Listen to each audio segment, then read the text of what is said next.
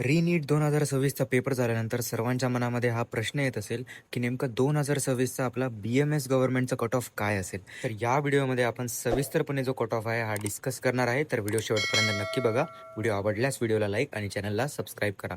व सोबतच मित्रांनो, काय होतं, तुम्हाला जर का BMS ला ॲडमिशन घ्यायची असेल तर सर्वात आधी एक गोष्ट लक्षात ठेवा की BMS चे महाराष्ट्रामध्ये 110 पेक्षाही जास्त कॉलेजेस आहेत. जास्त कॉलेजेस असल्यामुळे जास्त सीट्स आहेत. त्यामुळे काय होते, काउन्सिलिंग खूप जास्त लक्षपूर्वक करावं लागतं. पूर्ण काउन्सिलिंग प्रोसेसमध्ये किंवा ॲडमिशन प्रोसेसमध्ये थोडीशी जरी का चुकी झाली तर आपल्याला सीट गमावून बसावं लागते. दरवर्षी खूप असे जण आहेत की जे सीट गमावतात फक्त याच चुकांमुळे, जे ॲडमिशनमध्ये होतात किंवा काही काउन्सिलिंग प्रोसेसमध्ये होतात. या अशा छोट्या कारणामुळे मुलांना त्यांची सीट गमवावी लागते. त्याचमुळे आपली जी काउन्सिलिंग प्रोसेस आहे किंवा आपली जी ॲडमिशन प्रोसेस आहे ही खूप जास्त लक्षपूर्वक व परफेक्ट असली पाहिजे.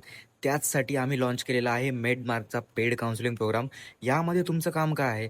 तुमचं काम फक्त एकच आहे की तुम्हाला फक्त तुमचे डॉक्युमेंट रेडी ठेवायचे आहे.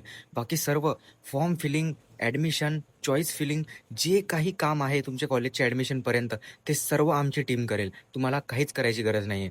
तुम्हाला 24 आवर्स सपोर्ट मिळेल. तुम्हाला आमचा पर्सनल नंबर दिला जाईल, ज्याच्यावर तुम्ही कधीही कॉल करू शकता. तुमच्या जे काही शंका आहेत ते दूर करू शकता. म्हणजेच तुम्हाला वैयक्तिक मार्गदर्शन मिळेल. तुमच्या मार्क्सनुसार व तुमच्या बजेटनुसार तुमच्यासाठी सर्वात बेस्ट कॉलेज कोणतं असेल ते आम्ही तुम्हाला मिळवून देऊ.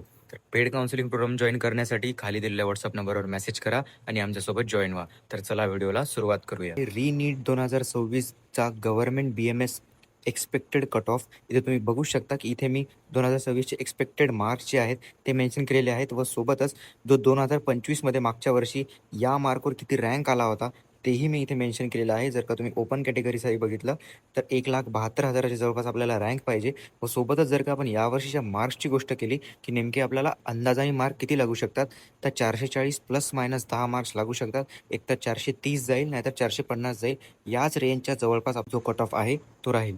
तेच जर का आपण आता OBC कॅटेगरीचं बघितलं तर 1,66,000च्या जवळपास आपल्याला रँक हवा आहे. सोबतच 445च्या जवळपास आपल्याला मार्क लागतील. व सोबतच SC कॅटेगरीचं बघितलं तर 2,61,000 रँक पाहिजे व सोबतच 400 प्लस मायनस 10 मार्क्स पाहिजे. ST कॅटेगरीसाठी 300, VJ कॅटेगरीसाठी 430 plus minus 10, NT साठी 400 प्लस मायनस 10, NT साठी 440 प्लस मायनस 10 व NT साठी 445 प्लस मायनस 10. तर मित्रांनो, परत एक वेळ गोष्ट सांगतो की हा जो कट ऑफ आहे हा आपला एक्सपेक्टेड कट ऑफ आहे. हा आपण मागील वर्षाचं ॲनालिसिस करूनच आपण यावरून आपल्याला जो अंदाज आहे तो समजून येते. तर या व्हिडिओमध्ये एवढंच. भेटूया पुढच्या व्हिडिओमध्ये. तोपर्यंत जय हिंद, जय महाराष्ट्र. मेडमार्ग तुमच्या सेवेत.